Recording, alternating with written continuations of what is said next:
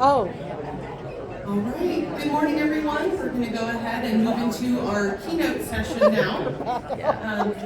I would like to introduce our keynote speaker. Our speaker today is a nationally recognized expert on transfer student policy and co-editor of the Transfer Experience, a handbook for creating a more equitable and successful post-secondary system. He served as the inaugural director of transfer at Gateway Community and Technical College and as chair of the Kentucky Community and Technical College System's statewide transfer task force, where he helped drive the conversation in his home state around improving outcomes for transfer students. His doctoral work at the University of Kentucky in educational policy and evaluation and his scholarship thereafter focuses on transfer student capital and the necessity of viewing transfer as a social justice imperative. Please join me in welcoming Dr. Michael Rosenberg, Director of Planning for the Office of Planning, Assessment, and Institutional Research at Penn State.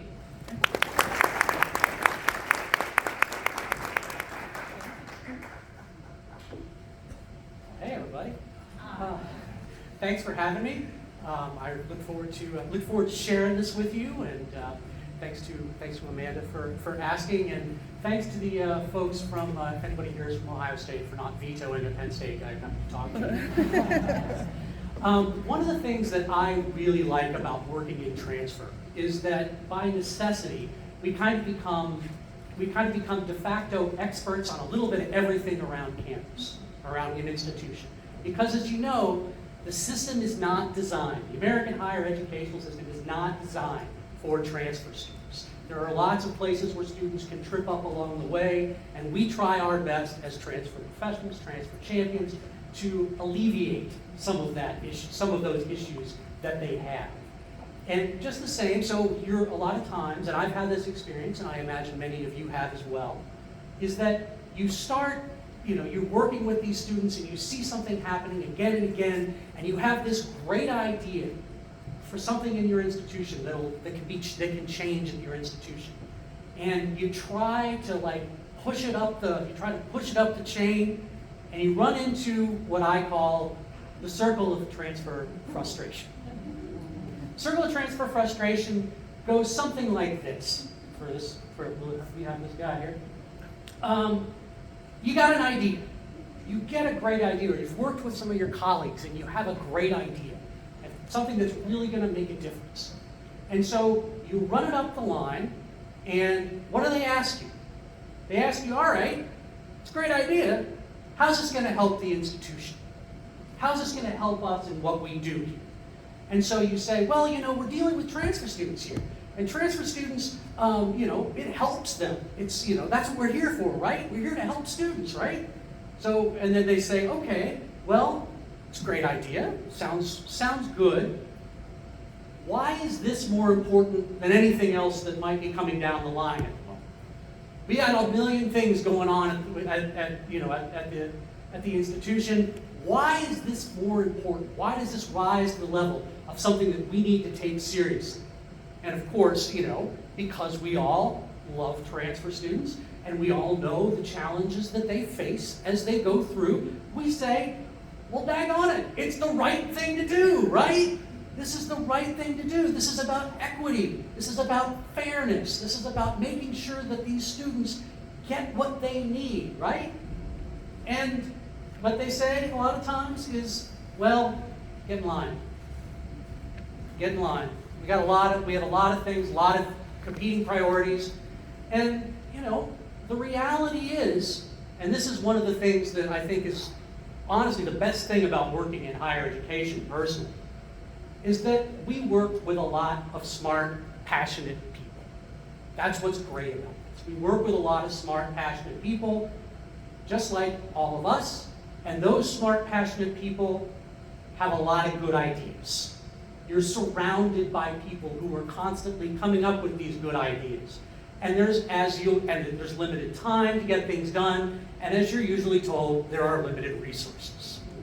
So what do?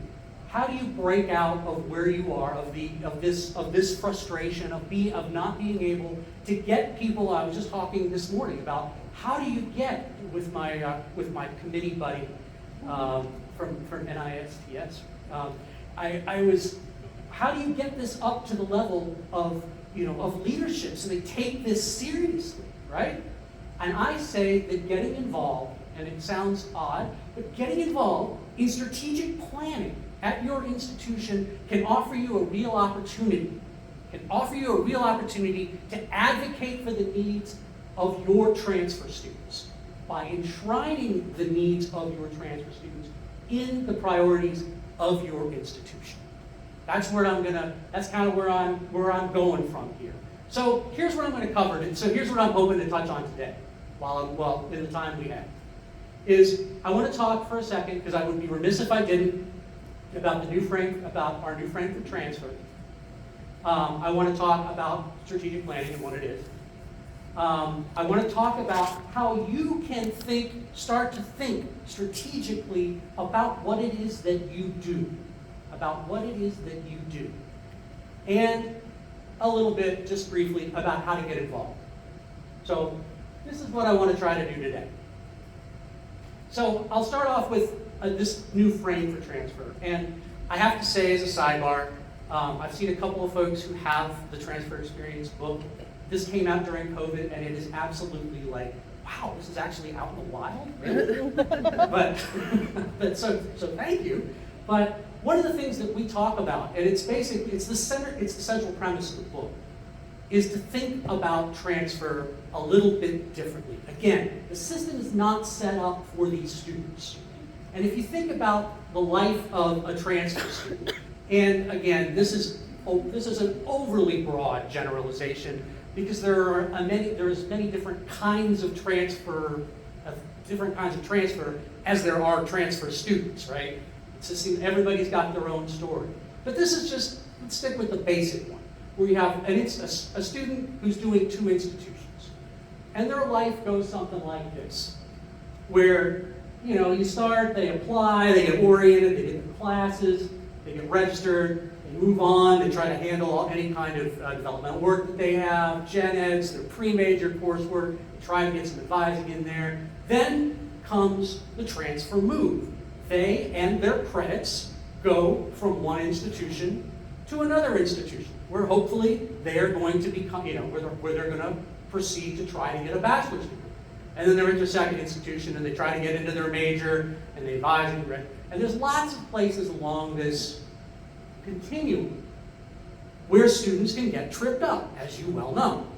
So most institutions, though, they focus right here. They focus on the transfer move itself. The student really becomes secondary to the credits. The student becomes secondary to the credits. And while it's understandable, because it's an administrative process, and this really is a process, that can, shortchange the students.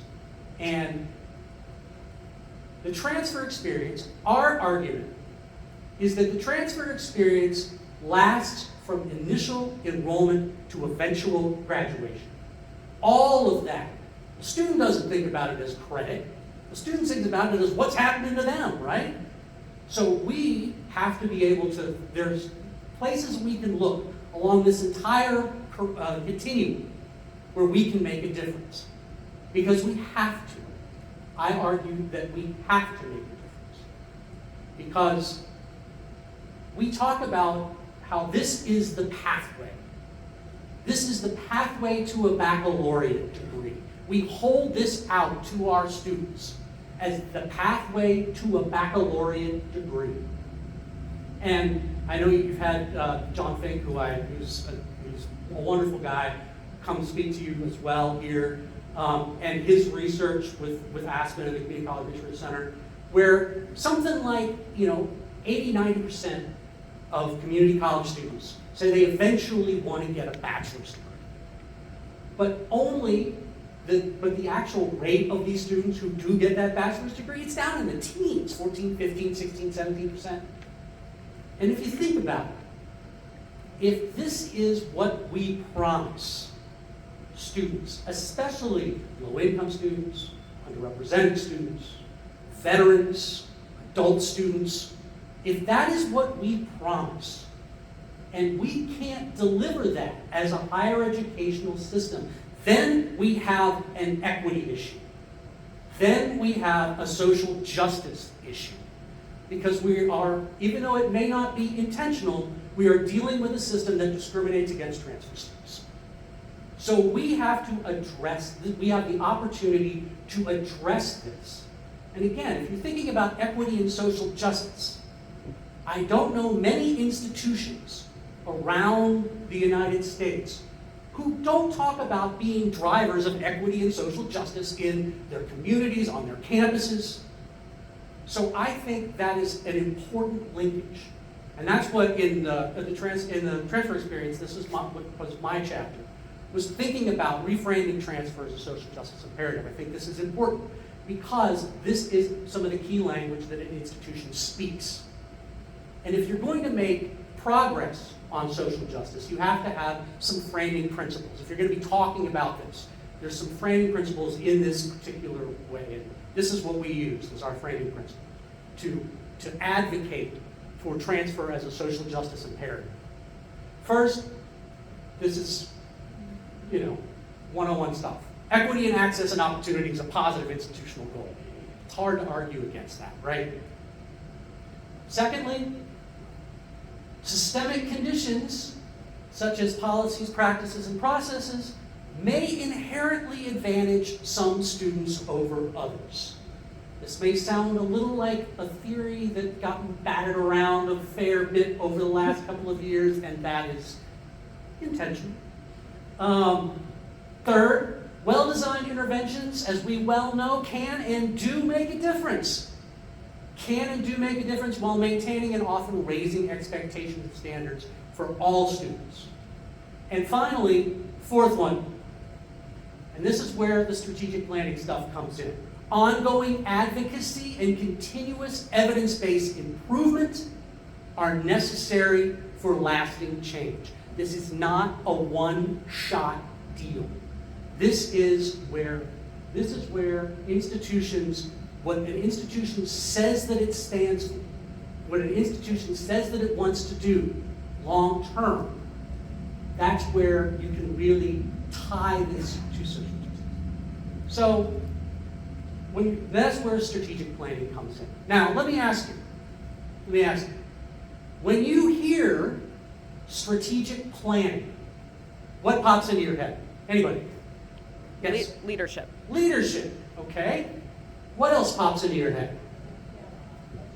Is that? Budget. Whoops. Budget, yes. How data. Yep.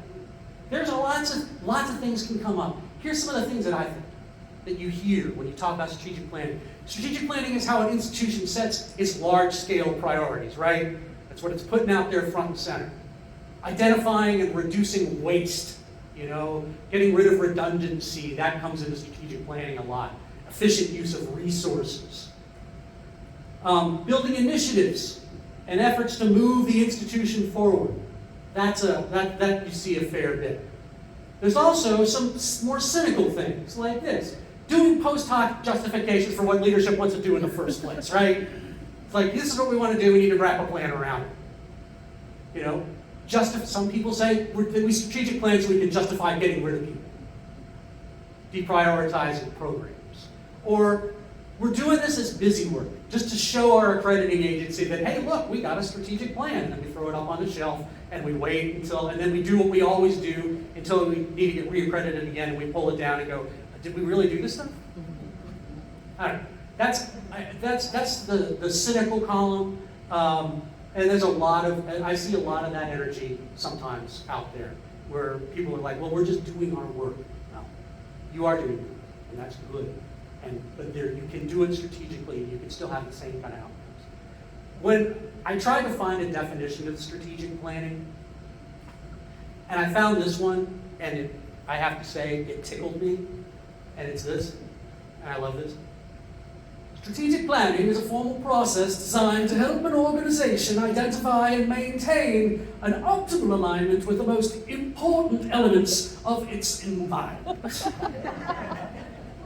Now that is some quality corporate speak right there. Love it. I can translate this for you. Strategic planning basically boils down to two things. It's an institution asking itself, where do we want to go and how are we going to get there? That's, in a nutshell, what strategic planning is. So you may have seen this, it's like this abstract process that exists somewhere up in the president's cabinet, but it really isn't. It's what does an institution value? How are they going to become what they're going to become? So why care? Why care about this stuff? It seems very abstract. So why care about it? Well, first and foremost, because it's a way for you to broaden the awareness of transfer and transfer students' needs, issues, and realities. What are they really going through at your institution? Because a lot of people don't know. As we know, a lot of people don't know the challenges faced by transfer students. We exist also in a performance-driven environment. Assessment is, some schools do performance-based budgeting. Everybody's talking about assessment, justifying what you can do. Learning to speak in the language of the institution allows you to perform more effectively in a performance-driven environment. It's a great education onto how institutions actually work. I remember when I was working at Gateway Community and Technical College, that's in northern Kentucky, just across the river from the University of Cincinnati. And I remember there's 16 schools in the Kentucky system, and there's a central office. And anytime there was stuff, it's like, oh yeah, for sales is going to tell us what to do anyway. We'll do our best, but sales is going to tell us what to do anyway. So when you get involved in some of those processes, then you're like, oh wait, it doesn't quite work the way I fantasized that it worked. So it can help you along those lines, and also, really, it's a great way to network, and importantly, it allows you to participate in the priority setting process. It allows you to be, in the words of Lin-Manuel Miranda, gonna be in the room where it happens. I apologize for that. I sometimes randomly break into Hamilton, I can't help it. So it allows you to be there. You're a player. You're a player at the table in being able to set priorities. So let me ask you, just as a show of hands, how many people in here have read your institutional strategic plan? That is way more than I thought. Penn State is my 7th institution. Before I got to Penn State, I never read. I'm just like, I got stuff to do. I got other things to read to put me to sleep. I suggest all of you know where to find your strategic plan. Find your institutional. If you don't know where it is, and I would prefer that you didn't just go to the search box on your homepage and type strategic plan. See how easy it is to find. Easy or complicated it is to find. So once you do, read the thing, look at it, see what an institution says that it is, what your institution says that it is, and see if it matches up with kind of your experience. They will all have a mission and vision. A mission and vision. A mission, an institutional mission, is what an institution says that it is. And do I have any Ohio State folks in here? You have any OSU folks? Okay, cool. You know this well. We talk about our land grant mission all the time, right? We are part of the land grant mission. We're here to serve the students of the state, the Commonwealth, to provide access for all. That's what we say. That's what we say we are. That's what we ground ourselves in. The vision is what the institution says it wants to be.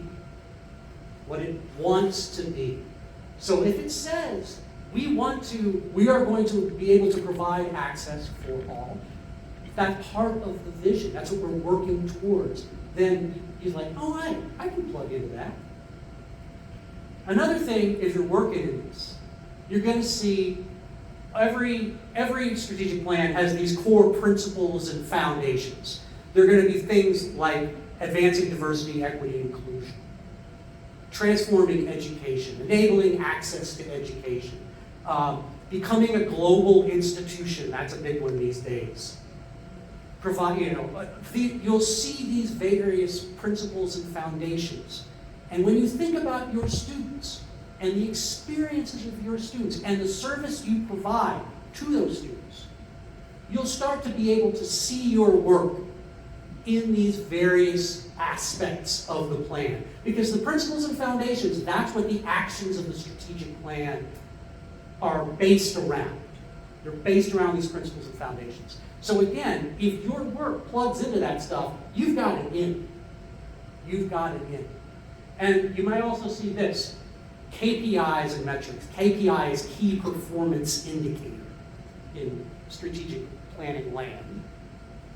And those are how an institution measures success. How do we know that we are succeeding?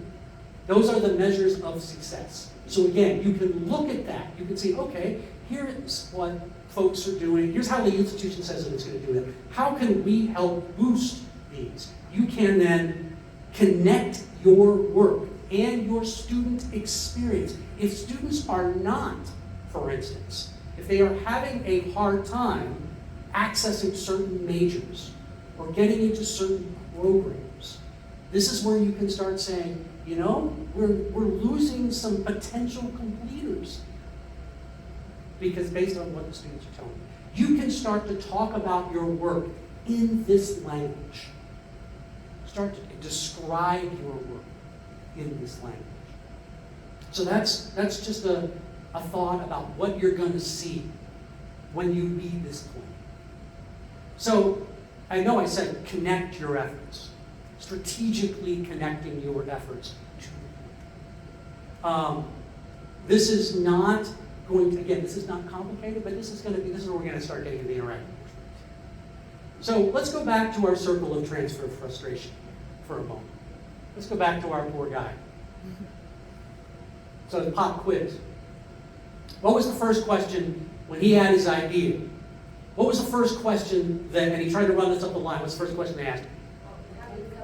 How does this help the institution? Exactly, very good.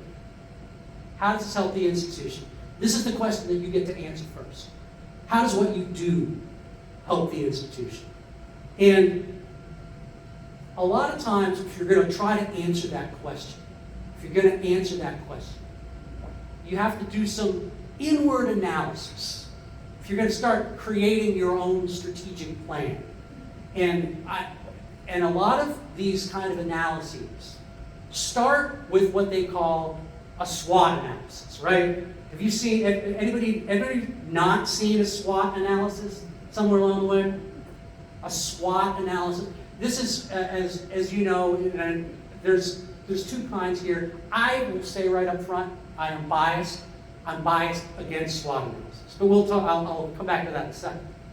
This acronym SWOT? Do you know what this? Are you familiar with this? What's the S? Strength. Strength. Oh, I see a lot of people do. What's the W? Weakness. Weaknesses. Yes. The O? Opportunity. Opportunities. Yes. And finally? Threats. Threats. Yes. SWOT analyses actually have a really good, there's a point to them. They are very good at identifying gaps. They are very good at telling you what you don't do. And you know something? It's depressing, isn't it? It's depressing. You know, everybody, I've done countless ones of these. Everybody gets hung up right there on weaknesses and threats. Because it's just like, because all of us, and you spend 20 minutes in a conference with your transfer peers, and those things will come out in a conversation. Here's what we have, this is what we're not doing, this is what we're not doing, this is what we're not doing, this is what we need to be doing. So we need to think a little more aspirational. And that's where the SOAR analysis comes in. I've done a couple of these for groups, and they work, I think they're really nice. There's a book that came out by Stavros and Henriks. It's called The Thin Book of SOAR. You can read it in a couple hours. It is, and I think it's just dynamite. But SOAR is this is the difference. The S and the O are the same, strengths and opportunities. The A is aspirations. The A is aspirations. And the R is results. Strengths, opportunities, aspirations, and results.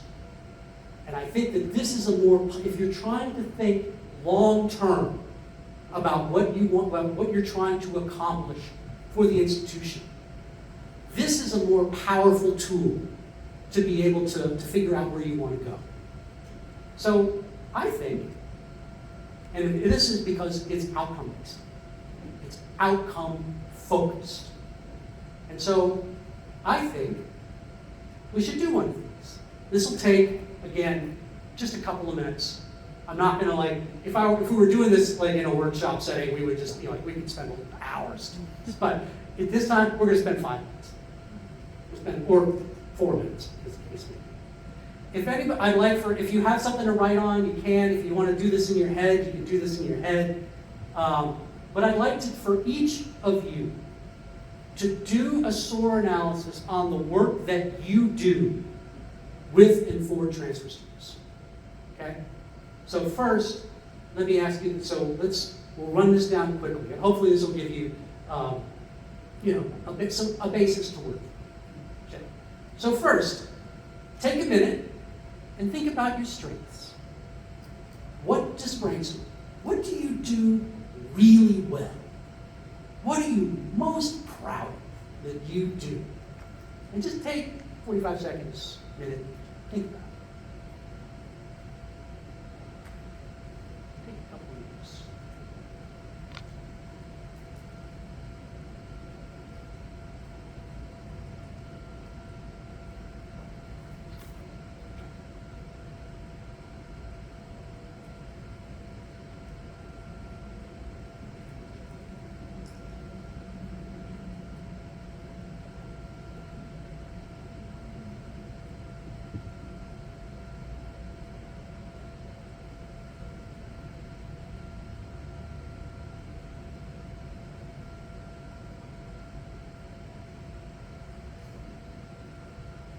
Got it? Got a few things. Hopefully you've got several. Hopefully nobody's just like, I don't know what to do well. So, strengths, that's fun. What do you do really, what are you proud? All right, opportunities. What areas do you see for growth? How could you be better? What are the possibilities? Where would you like to innovate? Where would you like to put some things forward, to change some things? Where would you like to innovate? Where are some areas where you can innovate?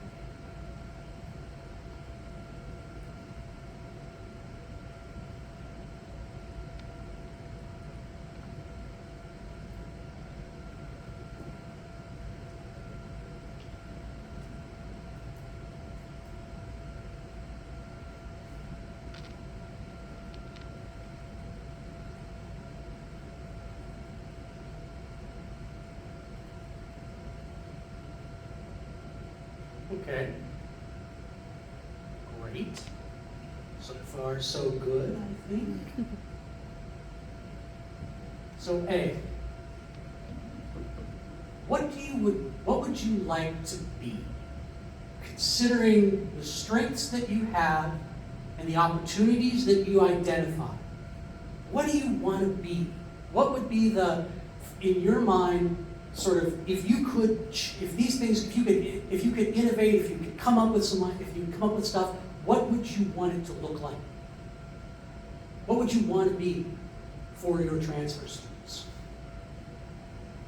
What kind of service would you give them? What kind of connections could you build with them?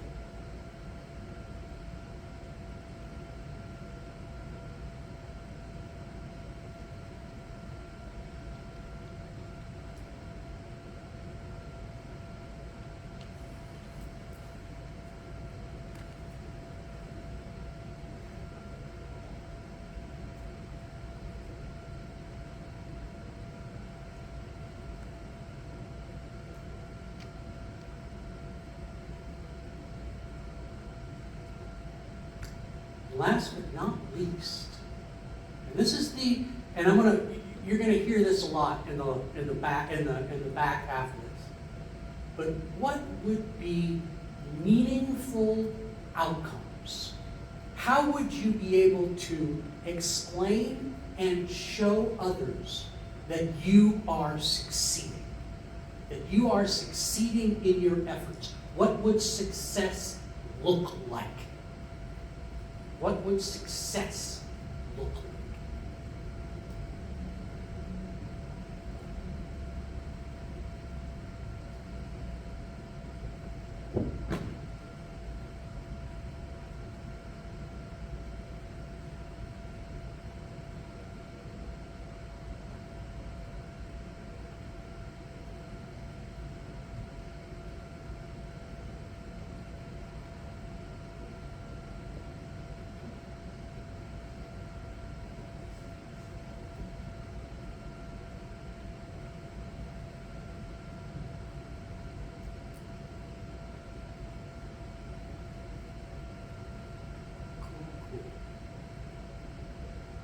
Thank you for indulging. I think that it's a simple process. It's pretty simple, but I think I like that it's forward thinking. That you don't get caught up in what you're not. You get to think about how can you be the best at what you are. Because that gives you the basis then to start thinking strategically about your work so that you can communicate it in the way that you want. So, and you do that and so then obviously we're doing strategic planning stuff, so we gotta set goals, right? We gotta have goals for ourselves. And we set goals based on these things. You've said right now, you've said what you want to be. So what do you need to do to get there? What do you need to do to get there? You gotta set goals.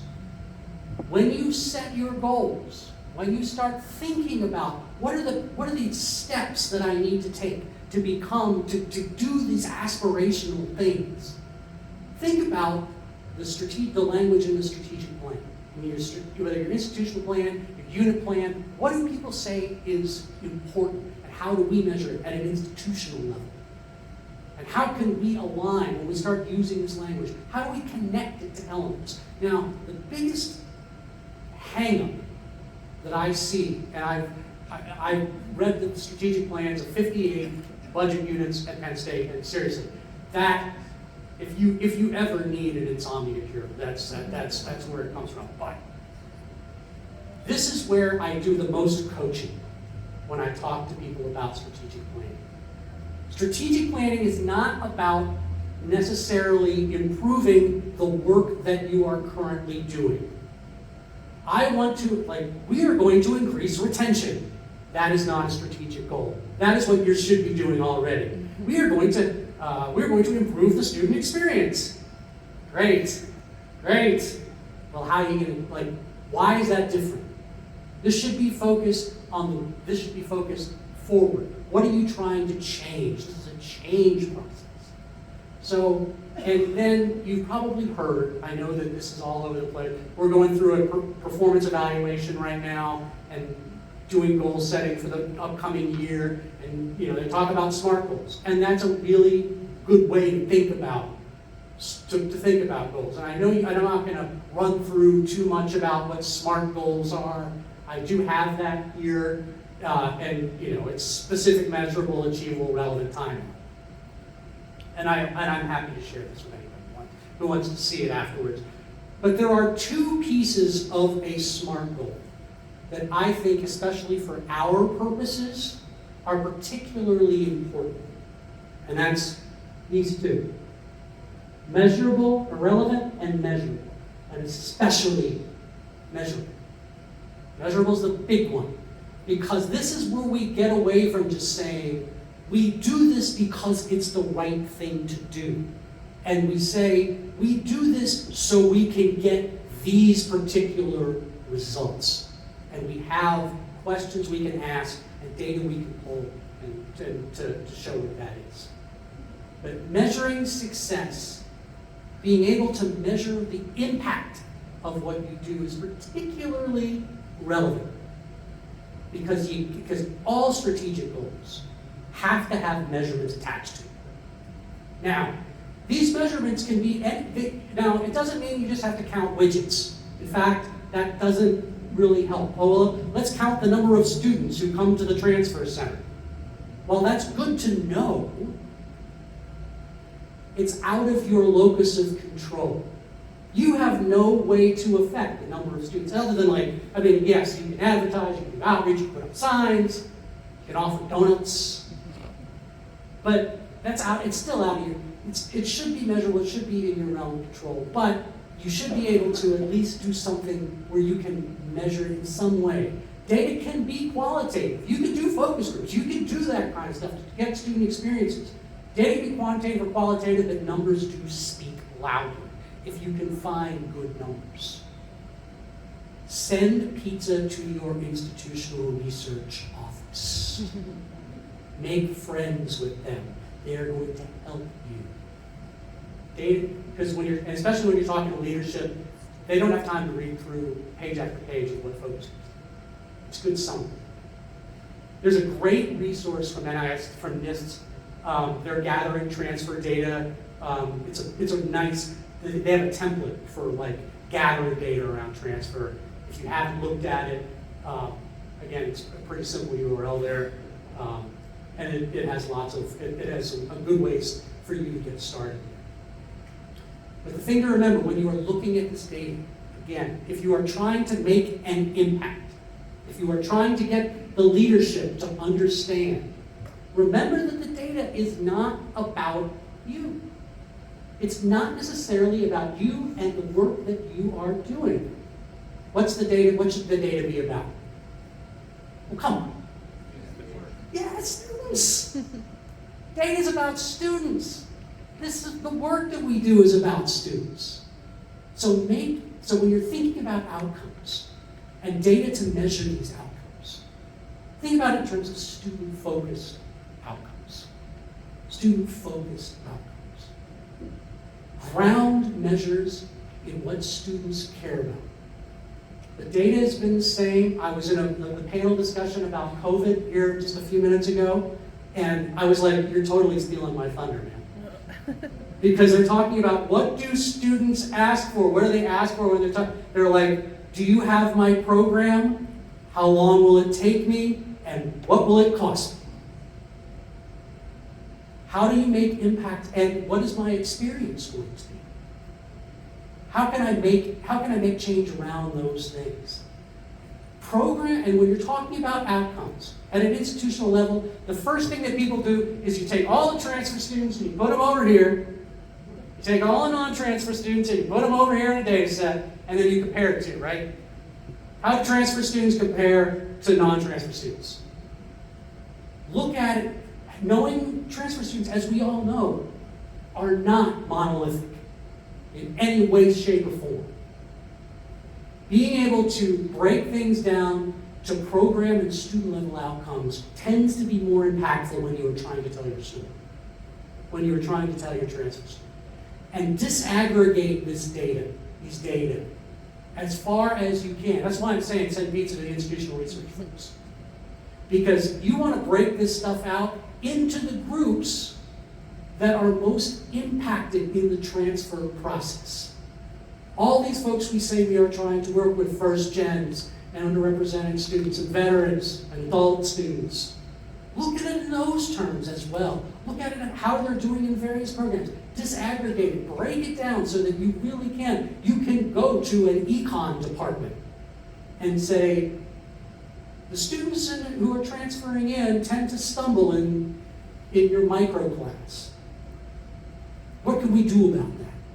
Where do you find that they are falling short? How can we get them, what can we tell the sending institutions? This is where we need better preparation, for instance. Just same thing, you do that in business, engineering, lots of that stuff. Rather than just saying, well, transfer students don't do very well. Why? Why? And what can we do about it? There's another great resource. This is from Aspen. Evaluating Transfer Student Success and Equity by Cadlick and Ashman. This came out. It's a wonderful, wonderful piece, and it talks about how to look for what kind of questions you can ask to pull these kind of data. And this is a table of basic outcome. This comes right out of that report. I totally pinched the top of their chart. But they are good questions. Like, what is bachelor's intent if you're in a two-year school? How many students want to transfer? What is the vertical transfer out rate to find out who's transferring, how long does it take? Associate degree completion. For four-year institutions, KPIs that you can ask for. Like, how many community college students are here? How many transfer students? Whether they're from community college or not? What's their GPA? How are they doing? What's their, like, these are basic things that you can ask for and then split out and be able to tell the transfer story and then take this forward to these processes. So for instance, let's take a look at a goal like this. If you have this as a strategic goal, and if this would be at a 4 years. Over the next ever how many years, make the cost of completion for transfer students equitable. And by equitable, I mean, like, if a student comes in with 45 credit hours and you got a homegrown student who's got 45 credit hours, is there a difference in the cost of completion for those two students? So what kind of questions would you want to ask about this? Well, you'd want to know who they are. Who are the transfer students? Where are they from? What are they, how'd they get here in the first place? They didn't just like appear. Where do they come from? Who are they? Be able to ask the population. How much of their credit? Again, I saw this one. How much of the credit gets actually applied to a degree within the major? How many courses are they having to retake? Are they having to retake courses? How long does it take to evaluate credit? That kind of stuff.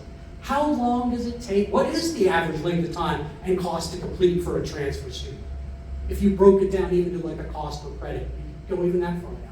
How many of these credits are lost? Like they say that I saw one thing where transfer students generally take about an extra semester's worth of credit to get the same bachelor's degree.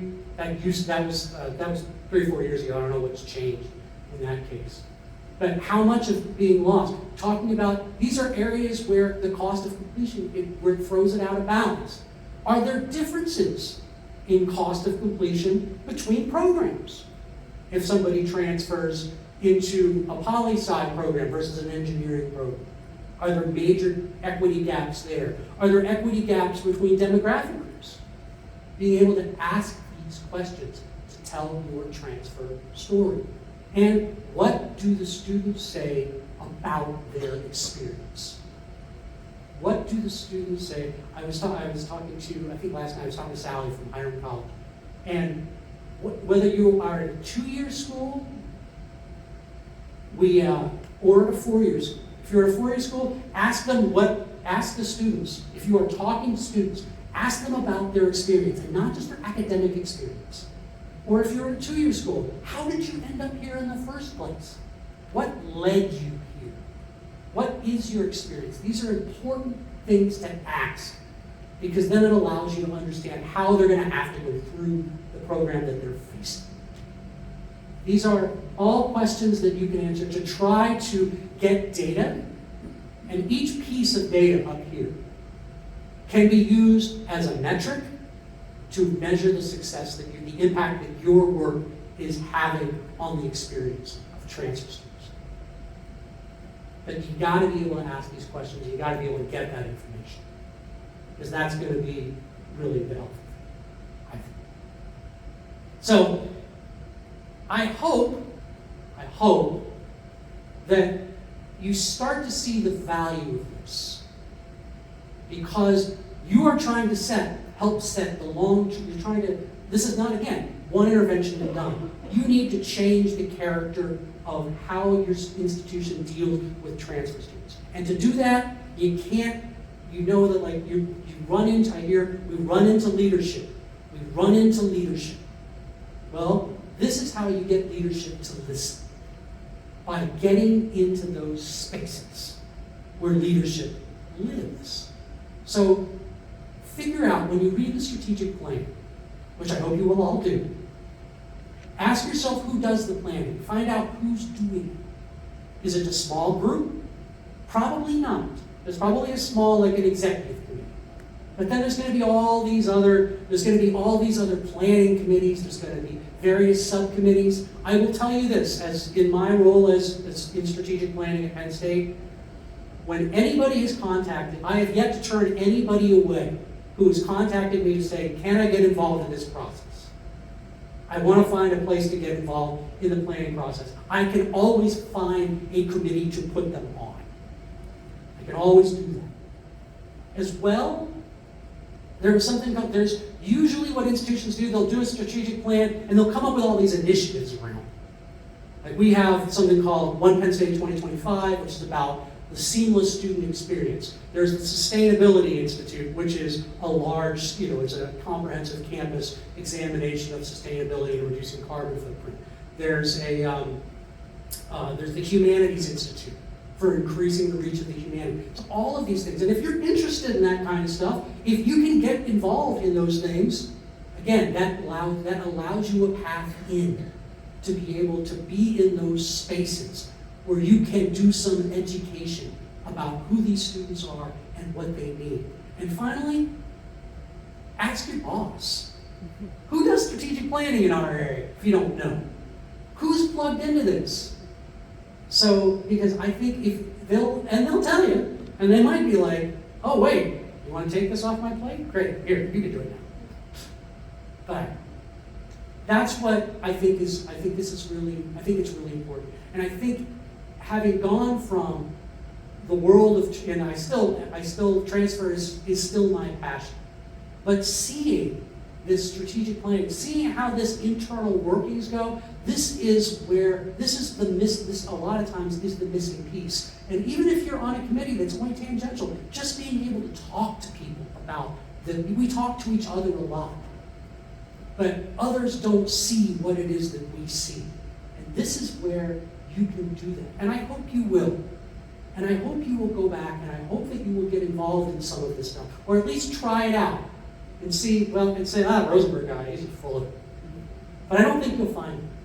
Because I think you'll find receptive audiences, and I think that once people become aware of the realities facing these students, a lot of times things change. And things can change somewhat rapidly depending on where they are.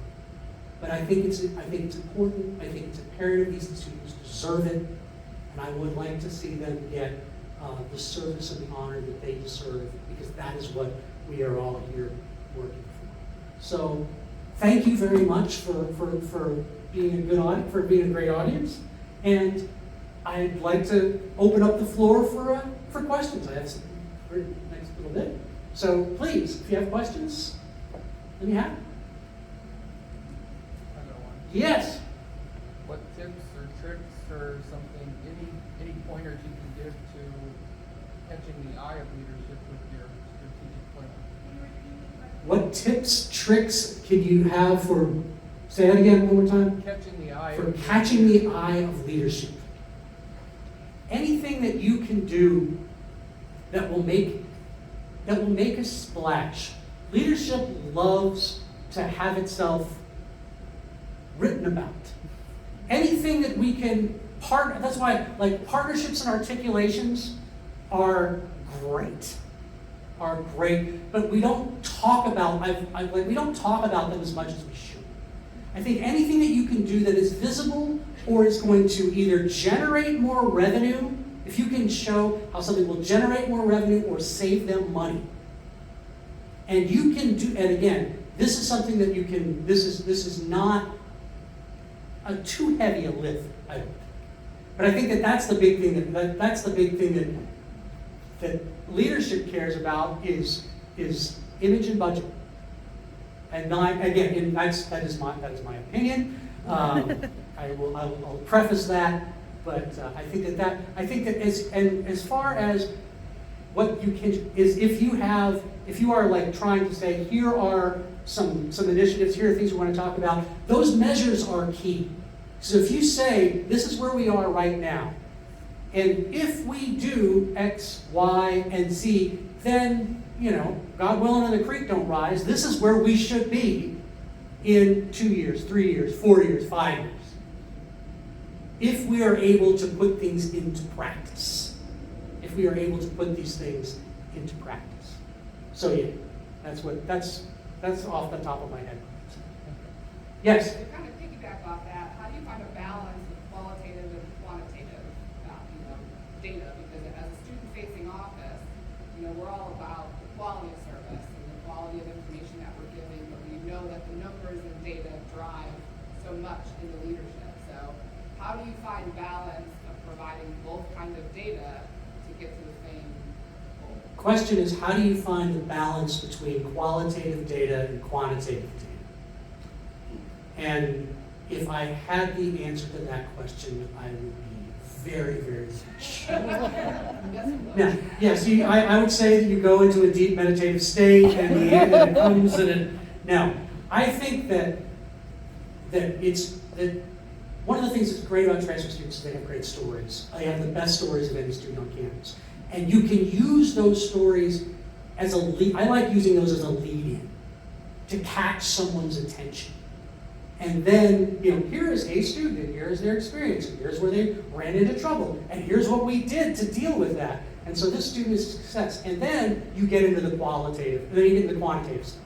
And you talk about, here's how many of these students there are. And so there's a lot of potential, here's where we're going to try to help them with financial aid scholarships. Here's where we're going to try to help with financial aid scholarships. And then you can lay out what are your quantitative data. But I think that it's a good hook. Qualitative data is a great hook. Quantitative data is really the meat when it comes to trying to get leadership to buy into what it is that you want. Yes? Have you seen or know of examples of when a 2-year and 4-year institution do strategic planning together and put together an overall plan? Do I know of an example where a 2-year institution and a 4-year institution did a strategic plan together? The answer is sort of. I think that a lot of it depends on, I've seen institutions that are very close, a lot of times when they're close geographically, that they're kind of become natural partners. And I don't think, I've not seen one do a full-blown plan. Again, you've got, most of them are internal, however, there's nothing preventing that. And this is actually one of the wonders of Zoom, one of the positive things that I think, as sick as I am sometimes of sitting in front of a screen and looking at a bunch of little boxes, as we all are, it does make things much more egalitarian. I know that when we didn't stop doing our strategic planning stuff when COVID came. We kept it up, and we have campuses all around the state of Pennsylvania. And normally what would happen is the people who are at University Park, which is where the football stadium is that we have our people around it, we had our people around a table, and then people would call in or Zoom in, but they had a hard time participating. I remember the first time I was working with folks at the College of Medicine, which is in Hershey, Pennsylvania, and I was called in on Zoom, and people didn't realize that I was on the line, and people were going around, there was a pause, and I said something, and I asked a question, I don't remember what, so it's like, so who are the students we're talking about here? And I watched on Zoom, and the whole room just went, ah! But I think that there is an opportunity to be able to do that kind of work. And I think that even if it's not a big plan, it can be a statement of intent. It can be a statement of intent, a couple of goals, and here is some tangible action we can take. And I think that you can find that with your transfer partners at your main sending institutions. It doesn't have to be, you don't have to set a 5-year plan. You can set some 5-year goals. And I think that can be. So yeah, but as far as doing like a full blown, maybe Valencia and Arizona State have done and some of the big ones have done, I think, more things along those lines. Other questions? Yes. There was a book you recommended about the SOAR analysis. I didn't catch it. The question was, what is the book about the SOAR analysis that I recommended? It is called The Thin Book of SOAR by Stavros and Henriks. Sure. Other stuff. I know I am between my squares. I'm aware. Please, again, I would thank you for this. Thank you for indulging me. I would be if I didn't do my shameless self-promotion. A few of you have this. A few of you have seen this. I found out that the code for the free shipping at 20% off still works. So if you still want to do that, tinyurl.com/transferbook will get you there. Again, thank you. I appreciate the opportunity to do this, and I look forward to chatting with you some more down the line. So I appreciate it.